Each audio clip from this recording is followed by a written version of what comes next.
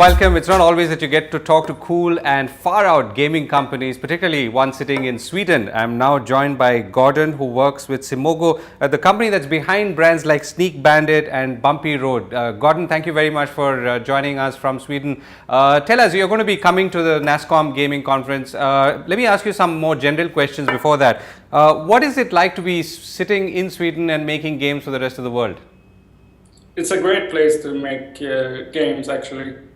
It's a very high-tech country, I guess. Everyone has the internet and adopting new technology really fast. So, and in the south of Sweden, where we are based, close to Copenhagen, it's a great region with great mix between small indies and AAA companies. So I think it's a great environment for game development. Right. So, Gordon, can you tell us a little about Simogo? How did you come together? What led to the creation of this company? What were you doing earlier?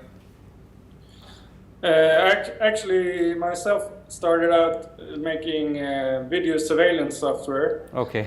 And one day I quit my job, got an education within game development, and got a job at a game studio called Southend in Malmö as well. Right. And that's where I met Simon, and we decided after 3 years that we should start Simogo. So that's where it started. Right. So I'm going to come to the two games that you're famous for in a moment. But tell us about the way you build the concept and develop it. I know it's some of the ways you do it is a little different from maybe some other gaming companies or small gaming companies like yours. Yeah, I think we have expressed it as jazz development, and what we mean by that is that we don't use a design document in that sense that big teams do. We don't constrain ourselves during the development, so we can change a gameplay mechanic as we go. Design documents we think they're useful if you're a big team, but we are only 2 people, so it makes no sense to have a big design document. Right. And tell us about one of the games. So Sneak Bandit, for instance. I mean, how did you get the idea, and then how did you develop it? Sneak Bandit actually came out of Simon loving rhythm games, mostly Japanese games. And he wanted for us to make a concept around something to tap to the beat, and also add stealth in that concept. And as a third component, we wanted to be a puzzle as well. So it actually started out as a completely different concept at the start, but after 2 months of struggling and kicking the idea back and forth, we came up with a quite simple mechanic, but it was ingenious. So it's Sneak Bandit. Right. And won IGF after that. So. Okay. And how is Sneak Bandit done? Can you tell us in terms of which are the kind of countries it's been downloaded more? What kind of people are playing it more? The biggest market is obviously the United States, and Great Britain comes in second. But after that, it's kind of spread out all over the world. But United States is 50% of the market, and that goes for all of our games.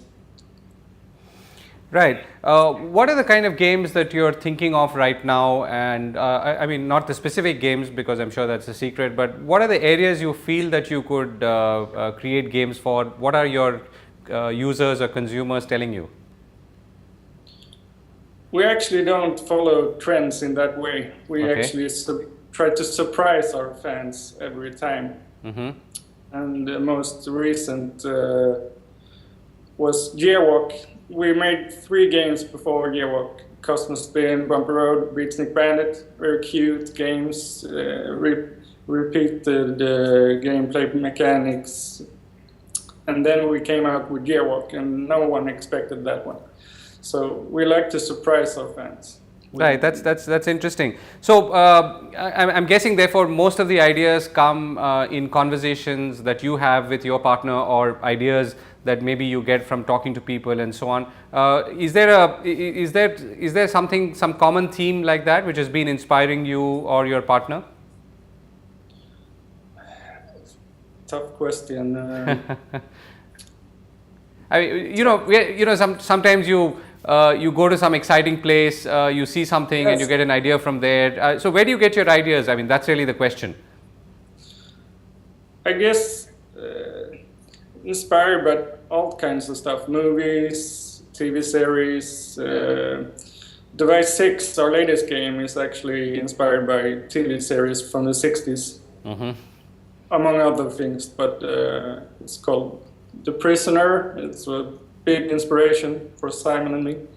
So, and for Bumpy Road and Sneak Bandit, those ideas came out of a small sketch, one sentence thing where we describe the gameplay mechanic in a simple way, and then we work from that. So. Right. Yeah. It sounds interesting. So, you're going to be at the Nasscom Game Developers Conference now. One of the questions I'm sure a lot of young people want to ask is in India is that, how do we get into gaming? Do we need to go work for a big company? Can we start something on our own? How do we start off, and what are the things to keep in mind? Yeah, sure. I would recommend to learn as much as you can, of course. And go to these developer conferences if possible. They often have student passes and stuff, or you can volunteer and listen in on sessions, talk to developers. And then just experiment, try to implement your game ideas. We use Unity, for example. You can use Unity just to explore the game development world.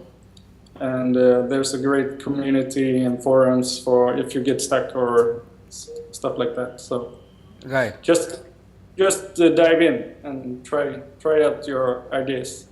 Right. So I think in some ways you've answered a question that I was going to ask you next. And what's the one big challenge that you faced in getting into this and starting off? And is the answer to that just diving into it, or something else that you'd like to share with us from your experience? I love challenges myself, and being a programmer, that's a good thing. We both, Simon and me, wanted to try our own wings and make smaller scope games. We worked on our previous employment, we worked with XBLA and PSN game titles, and that was 2-3 years development, and that was very tiresome in the long run. So we wanted small scope games, 6 months around that scope. So that's the main thing and the main motivation to start Simogo. Right. So, Gordon, have you ever felt like being part of a large company, which I'm sure many people are, and why not? Simon and I, as I told you, actually met at a mid-size game studio. So we tried out that part of the game development scene, and there's both pros and cons with a mid-size large company and a small company, of course, but as the small company is what we prefer. Right. We less meetings and administrative stuff just to keep the team in sync. We're two people. We can talk and make games very effectively. Right. So, the big question, of course, is then publishing, distribution and marketing, right? So, what would your advice be to young people, and what are your own experiences being a small company and trying to break into the larger, the platform world? Yeah, that's the tough one, to get out there and get coverage by media and stuff. And what we did was we're a bit bit lucky, I guess. Cosmos Spin got promoted by Apple as a new and noteworthy, but after that, when we released Bumpy Road, it got Game of the Week, and they really loved that game. And then we had the eyes from media, and it was easier after we get the feature by Apple. But just talk to fans, be active in forums, yeah. Try to shout as loud as possible. Right. So, any insights or into what you're thinking of for your next game? No, not really at this moment. Right. We have something going on, of course, but nothing I can tell you about. Sure, right now. absolutely. And I wish you all the best for that, and see you soon. Thank you. Bye-bye.